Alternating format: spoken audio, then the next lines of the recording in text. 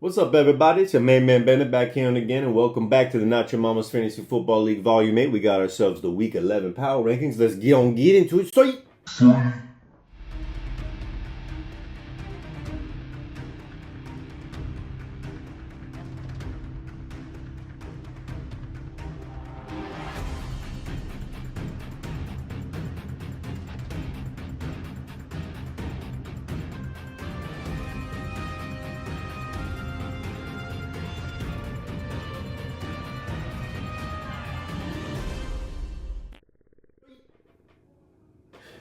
Here we go. We got a 12th place team, and it's Team Robs. Coming in at 1-10, this team has underperformed all year long, has left people in their lineup that didn't end up playing. However, that handicap, you would think, well, that seems unfair to the other teams. I went in, and I looked in, and it's not. Don't worry about it. So we'll move on to the 11th place team. 11th place team in these year rankings, and it's Betta with Chedda. 4-7, still mathematically, technically in the playoff hunt. We'll just need to begin the playoffs right now. Has to win out forever in order to have a shot. And considering this past week, not a single player was able to muster 10 points. Even Lamar frickin' Jackson or Jake Ferguson, not even Woody Marks. It ain't over till it's over. We move on. 10th place team in these here rankings, and it is Kids College Funds Baby at 4-7. Another team that has struggled mightily this year. Not what they expected. Still technically in the playoff mix. Just again needs to start ponying up some big time wins, and we'll see what happens next. We move on to the 9th place team, and the 9th place team in these here rankings is Weekend at Logan's, coming in at 5-6. I thought I was going to lose this, but somehow Dak went there, and we did pretty good. I don't feel good, but we did good, but I don't feel good. 5-6, 9th place. What are we going to do? We're going to move on to the 8th place. 8th place team in these year rankings, and it's Dork. Dork comes in at 5-6, and he got the dub. 124 points. Josh Allen put up like 50 points. Remember, this team is Josh Allen. Therefore, always in the mix. So, he does battle with Betta with Chedda, Team Robs, Weekend at Logan's, and another team to finish out the season. Dork could rattle off some wins here, finish, 8-7, 9-6, and that might be a record that could end up getting him in the playoffs. I don't know. We'll have to move on to the 7th place team. 7th place team in these year rankings, and it is a ghost of Bongtown. That was like some extra Shuriken Ninja stars for this team. Let me scoot up a little bit.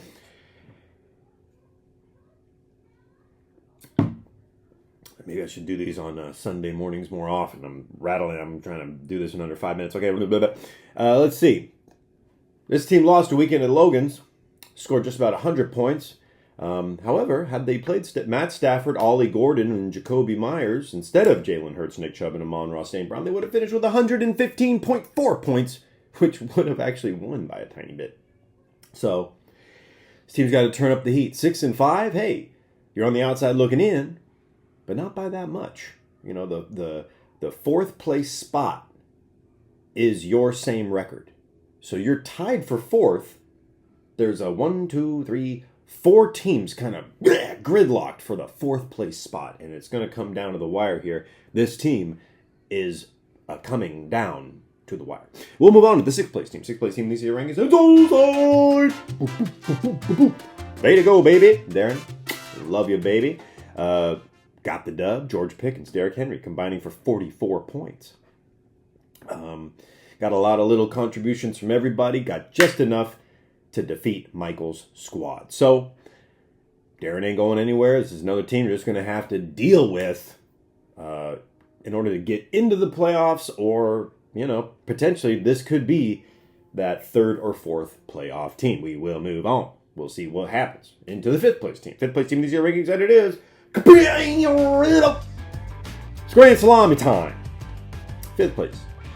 Took on the buzzsaw known as Master Cook, who outscored the league. So, got to take this loss with a grain of salt, but it is still a loss. 6-5. Jeez. Caleb Williams, Brandon McManus, and Khalil Shakir. They combined for less than 11 points. So that's going to be tough. You need more production. But if you go look at Katie's team, she's got plenty of firepower to crack into the playoffs. Someone's going to beat someone, and someone's going to edge out their storyline here into the playoffs. We'll move on to the fourth place team. Fourth place team in these year rankings at the playoffs started today. I'm unsure actually who would technically be the official fourth place spot. I haven't done the research. I'll do that this week. Fourth place right now, in my estimation, it's Moldy Biscuits. Moldy Biscuits coming in, got it done. Pittsburgh defense was his best unit.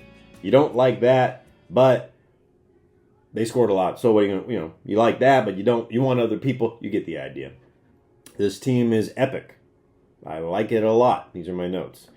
Has all the tools needed to separate themselves, and we will see what happens in Week 12. We move on to the third place team. Third place team in the rankings here is Deez Nix.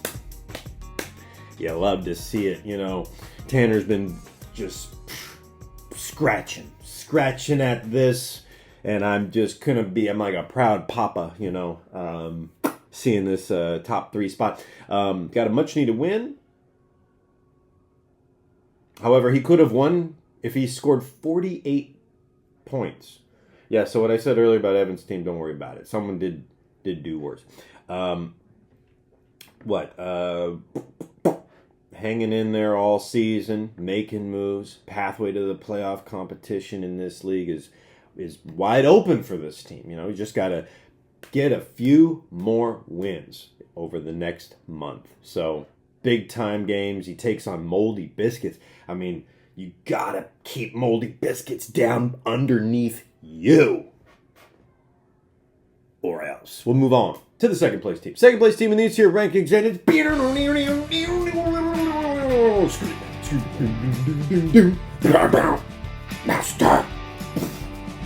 Master Cook is coming in at second place. And if you think you can take on Alan's team, and you're not gonna lose a little piece of yourself, you're got nothing coming.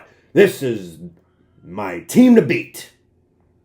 Most points scored of anybody all week, even though he played Brian Thomas Jr., who got 0 points. Come on. He could have played Christian Watson, got another 18.5 points. Could have finished with 155. This team doesn't mess around. I saw over here, I got double notes. I got notes here, I got notes everywhere. You don't even know where my notes are coming from. By the way, just in case if you won't keep track, Master Cook has outscored the league 3 times this year. Come on! 147. 153.5, and then, 137. But still, outscored the league 3 separate occasions. That's impressive. What can we say about this team that I didn't already just say? I just said everything that can be said. So we'll move on to the top team, the number 1 team in these rankings, and it is Fancy Lads. Yes, these Fancy Lads got another win.